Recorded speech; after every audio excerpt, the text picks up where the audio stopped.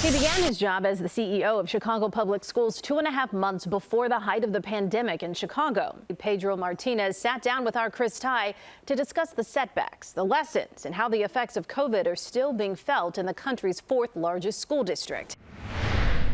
Well, Superintendent Martinez, thanks so much for being with us here today. I appreciate it. I know at the beginning of the school year, before the school year started, you asked your principals to be honest with the district and say, what are you anxious about? What's giving you anxiety? And you asked for candid answers.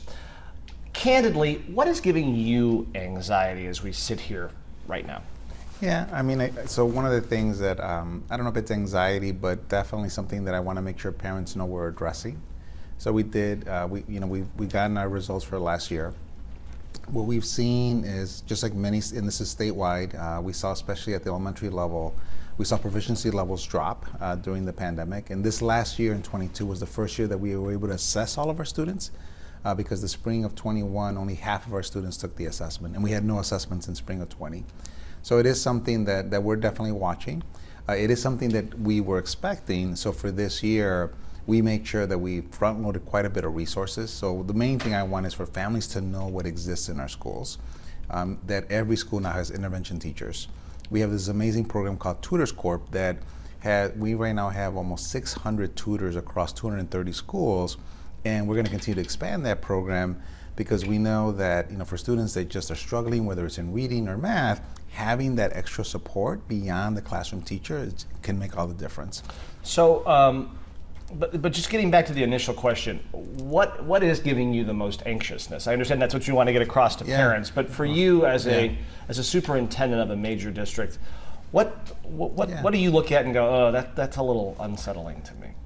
There's nothing that's unsettling to me right now, I'll just be honest. I mean, I think for me right now, it's making sure that we truly do execute this year. I believe this year will be a very strong academic year for us. So I want to make sure that actually happens. I think it's something that our parents need and our city needs. We're about 6 weeks in. Is there any sort of yardstick yet to know if you're getting in the direction that you want to get? So, we've seen a few leading indicators. So first of all, during the summer, we had over 90% of our schools open. We had quite a bit of enrichment programs. In fact, over 90,000 of our students were served this summer. That's a record for us. Almost the majority of it in enrichment programs. That created a very positive, calm feeling during the summer.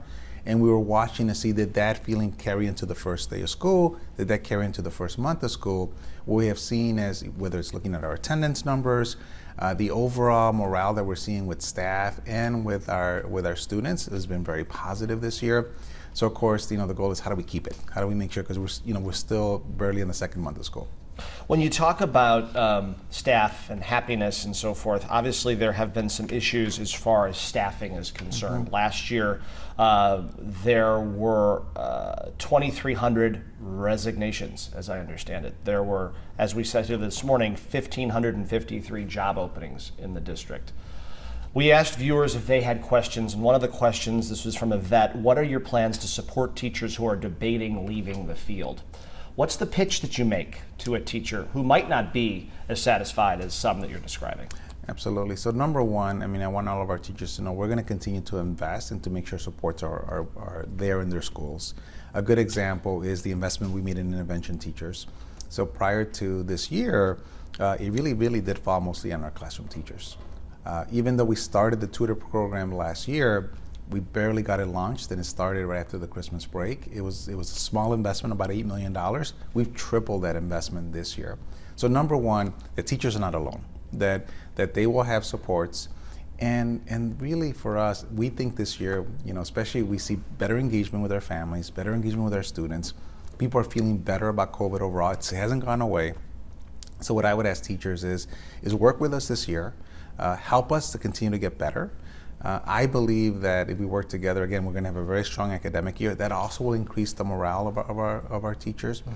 One of the things that I know, especially for teachers, when they saw those results from last year, one, all of our teachers, they have a lot of pride about their children, and frankly, they know the potential of our children. So I'm pretty sure when they saw those results, at first it was depressing, it was overwhelming. They also know that our children are capable of much more.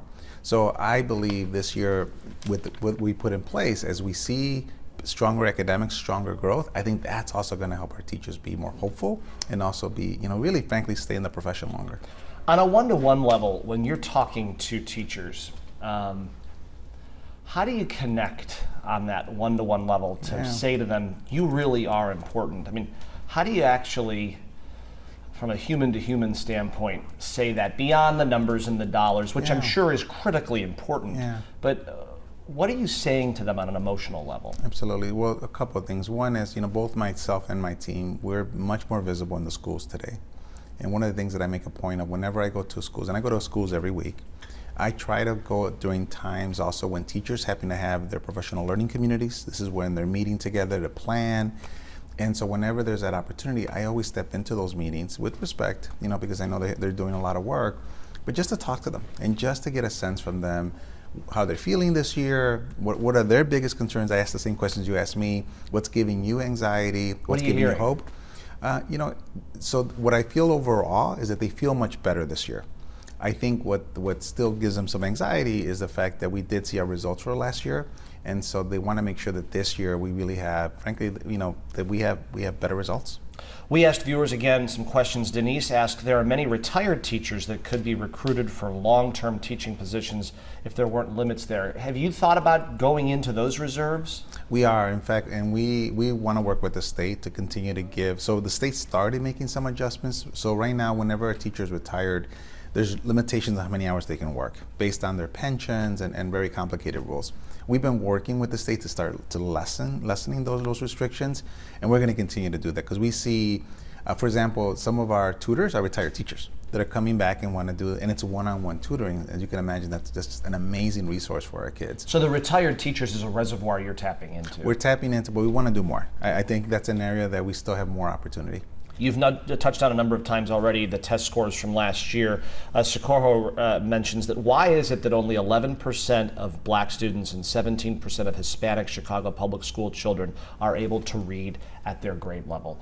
How do you answer that very fundamental question? So a couple of things. So one thing we will need to make sure parents understand, the state assessments, they're very important. So we want to make sure we're paying attention to them. We did see an overall decline statewide, and we saw the biggest declines with our Black and Latinx students statewide. And there's been several stories about that. It isn't an excuse for us, but I want to put that context. By the way, we also saw consistent patterns nationwide. So for us, we believe the strategies we're putting in place, not only the intervention teachers that I spoke about, but also we also added academic coaches. It's the first time since 2006 that we've added academic coaches in schools to work with teachers that, for example, maybe because they're new, they just need more support. So we want to make sure we put these systems in place in schools. We believe this year we'll see a rebound in proficiency levels. Now, even before the pandemic, though, our proficiency rates overall were under 30%. And the proficiency rates were lower for our Black and Latinx students. State assessments is one measure that we look at. We look at multiple measures, but we saw a similar consistent pattern. We saw declines during the pandemic. So that's why this year it's so important that we see a strong recovery. I want to commit to parents that we put those resources in place. We put the conditions in place to see that recovery this year. Okay. How do you address the social and emotional side of pandemic? I mean, I think, we covered a lot of school stuff day in, day out. Schools are open, the policies changed. We're now removed a little bit from this. How do you view what COVID did to CPS from 30,000 feet now? And we saw this again also nationwide and statewide. We know that the children that struggle the most, especially during the pandemic, were children of color, children of poverty. Why? Because they already struggle in their living conditions. Many times, they're exposed to more trauma compared to middle-class students. And so one of the things we saw last year when the schools opened up and we had, all of our students in person, we saw that play out. So with younger children, we definitely saw more discipline, more acting out. With older children, we saw more fights. And so for us, what we make sure is that we put just resources in place, whether it's counselors, social workers, behavioral teams. And we are taking the approach of let's punish less. Let's really just try to understand and have those safe circles of conversation for students to be able to share. We're partnering with the city and the Department of Health to get access to more mental health services, which in our community, by the way, especially, it is a struggle especially for our families, in our low-income communities. They don't speak about mental health. It's not one of the things that's really encouraged. We're trying to create, just a safer space and try to remove that stigma. It's going to take time, though. It's going to take time. Punish less. That's an interesting approach. Is that something that's being seen in other districts around the country? It is, and I really believe we're one of the leaders in the country of really trying to curb our discipline practices. It doesn't mean that we're there yet, but that is one of the areas we've invested, for example, in restorative justice practices across the district, and it'll be an ongoing process. One of our viewers, Daniel, asks, why has the budget gone up with far fewer students than just a few years ago? And the data does show that after 11 years of declining enrollment, CPS is now no longer the nation's third largest school district. Miami, as you well know, has eclipsed us there. There are now 80,000 fewer students in the district than there were a decade ago. Where are these kids going? So it's, we've been, as the viewer has correctly stated, we've seen declines. Now, the declines started back in the early 2000s. So I was in CPS. I was on the leadership team, and at that time, our enrollment was almost 440,000 students. That was close to our peak, and there we started declining about 1% every year. Those declines have continued, and now we're at about 322,000. A couple of things I would say. So number one, I really believe that we have an opportunity to be innovative across our schools, because I remember a time when so many of our schools were so large, especially our high schools. And in some of those high schools, we really struggled. We struggled with discipline, we struggled with outcomes. Fast forward today, we're seeing graduation rates that have been rising. In fact, later this month, we'll be celebrating another strong year for some of our secondary results. So I see opportunities to strengthen these schools, have smaller environments where it's more personalized, and I think we're going to continue to see better results for children. So I would say to parents, I'm not as concerned in the short run about enrollment declines. I think we also have an opportunity to stabilize, and I feel we will do that in the next few years. But where they're going, to answer your question, we're seeing more students moving to the suburbs. We're also seeing lower birth rates. So we're seeing less children coming into the elementary schools, and we are seeing more children moving out of the city. Pilsen and Little Village are seeing the sharpest of those drops. How do you address it differently in the zip codes or parts of the city that are more traumatic than others?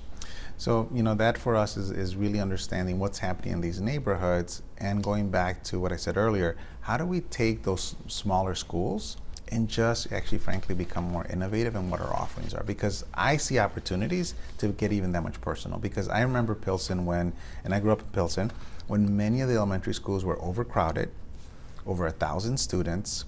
We're not seeing that. Of course, we're seeing now many of those schools are a fraction of that.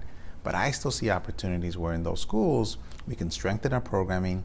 We can make sure, for example, we saw a pickup in pre-K slots this year. We've always had challenges with pre-K. That's an area that I see that's an opportunity for growth. But I really believe the key is we have to just keep investing in these schools and in the programs. So if I'm hearing you right, the reduction in headcount is actually an asset, not a liability. I see it as an opportunity, and I'll tell you why. Our property tax base is very strong.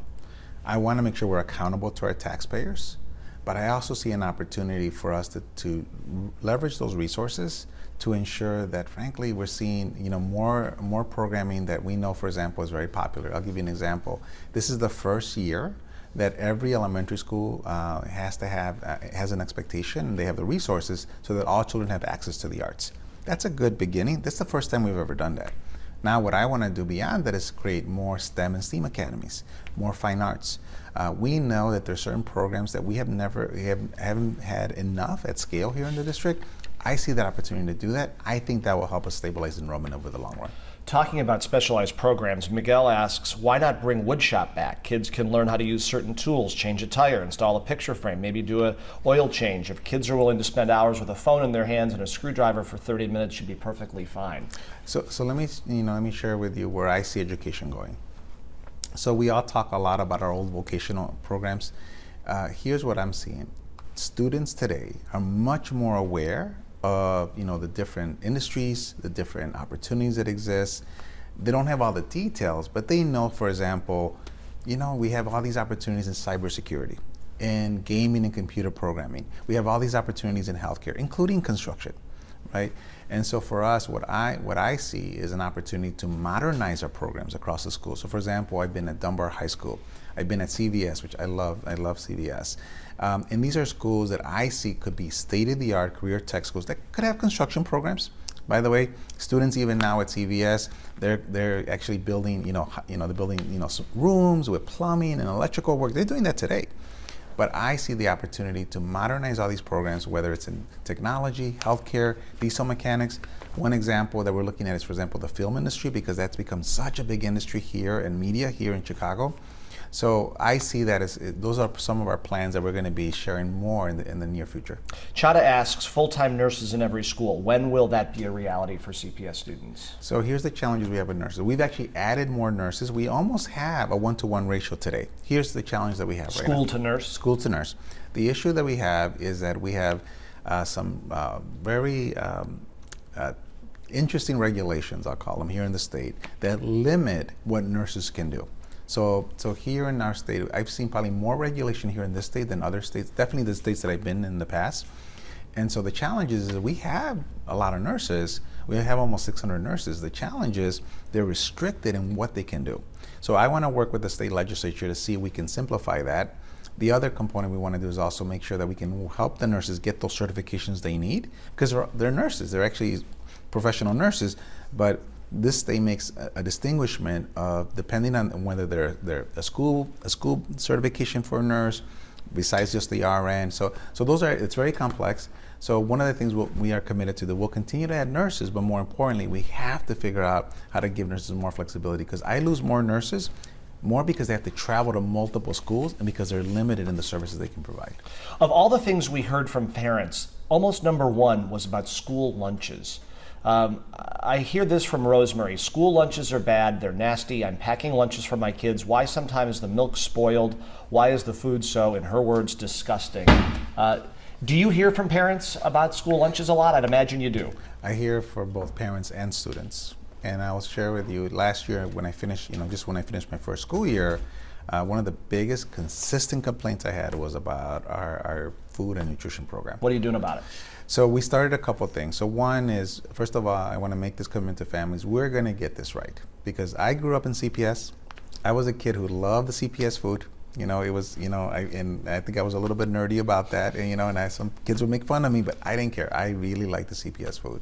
I want our kids to like the food. So we started a couple of things. So one is we started adding some more suppliers this last year. We also did tasting events. So we did 40 different events over the summer. And this is my commitment, and we're going to keep doing them during the school year. So what students are doing now is they're tasting items on the menus. They're telling us what their opinions are, and what I'm asking, putting pressure on the department is, if students don't like those items, switch them out, add more in. So it's going to take some time. If a parent wants to get into one of these focus groups, how do they do that? So we'll definitely provide more advertising in our web. By the way, parents are also part of this during the summer. So we will include both parents and students. We're going to be doing more. So we'll have some ones coming in the near future, and we'll definitely share them with your station so that parents know where they're at. Okay. And finally, Laura asks, how can we get better security in schools? I think, in her opinion, every school child should go through metal detectors at school. So we did add more personnel across the schools. I have mixed feelings about metal detectors. I mean, I was in, this is my third superintendency. In other districts, I didn't have any metal detectors, including, I was even in Clark County there, and 300,000 students, and we didn't have metal detectors in our schools. So I have mixed feelings about that. I didn't grow up with a metal detector in my home high school, Benito Juarez. Now today they do have a metal detector. I understand the concerns. Right now what we are investing in, and I want parents to know this, is updating all of our cameras. So one of the things we want to make sure is that we have updated technology, because that really helps, really frankly, to protect our students. It helps us also monitor situations. So that's happening now. We're going to put a 3-year plan to replace every camera in our district that needs to be replaced. Starting this year. So that's the goal. So they'll see, in fact, this first semester, we'll have a first set of schools that we'll be announcing that are getting cameras replaced or repaired. In addition to that, we did add more security personnel, and really where I emphasized that increase was in the high schools. As I said before, we saw, because of the trauma the students were exposed, we started seeing more incidents in the neighborhoods, and some of that started coming into the high schools. So we actually added more resources, personnel resources in the high schools, because I was concerned. And so far, it's we're just monitoring. I mean, I'm cautiously optimistic, but safety is one thing that I will never minimize in Chicago, knowing that we have a lot of challenges. I know we're coming up on our time. Just the final question I have, I was just looking, you're just past your year anniversary here. How has this job been different than maybe you thought it would be? I mean, you came in what, September of last year? End of September. The peak of pandemic was 3 months away from your first start date. Yeah. Can you give us an anecdote, maybe your most memorable day, the strangest day, how it's different? Give me a piece of color from your first year, 13 months. I would tell you my first 6 months on the job were probably some of the most challenging months I've had in a 20-year career in education. You know, I've been in, my career spans over 30 years, but 20 years specifically in education, including, this is my third superintendency, more than half of that 20 years as a superintendent. And my first 6 months here were probably the most challenging I had in my career. Long days. Struggling with, getting the COVID procedures, dealing with, labor issues, as you remember what happened last Christmas, the surges we saw, the challenges of staffing. By the time we got to the spring, though, I felt like we finally settled, and it felt calmer. And we ended the year on a much calmer and stronger note, but that was a struggle. And coming in at the end of September, when the school year was already open, what I feel blessed about is that for this school year, I was able to build my team, plan for this year, and I'm very hopeful. I'm very, very hopeful and very optimistic that this year is going to be a very, very different year. For me, I'm also a parent. I have 2 children. They had a good transition into the district. They moved in during Thanksgiving week. But I will tell you, I always think about this job as a parent. How do our parents feel? And of course, when things, even when we had challenges last year, I was seeing it also as my children were experiencing it as well. And so I, that's my first goal is to view it through a parent's eyes, because at the end of the day, we're a large district, things are happening across, but what parents want to know, how are you going to make it better in my child's classroom? And so that's my goal. I was doing a story last week about flight attendants talking about picketing. And I was thinking, flight attendants who have to deal with passengers, they're the front line to the people who are grumbling about mask rules and about everything. Yeah. Teachers have to deal with that in the very same way. And I just, for the people that you manage and the people that you oversee, boy, what a once in a lifetime moment that this is. And is there one thing you wish you knew a year ago that you know now? I think I always wish, of course, that we could go back in time, and just knowing what I know today of things that have worked, and when we stabilize the district, that's always going to be something that all of us always wish for. But I will tell you how I feel today, and the positivity I'm seeing in the schools. I wouldn't trade that. I mean, I really feel this year is going to be a strong year, and I want parents to hold us accountable to that. I know you want it to be, but you're feeling that too. You actually see the page is turning. And our staff are feeling it, and the students are feeling it. And so for me, we just got to, now of course, we'll keep troubleshooting. We'll still have our challenges that we want to troubleshoot, but it feels different.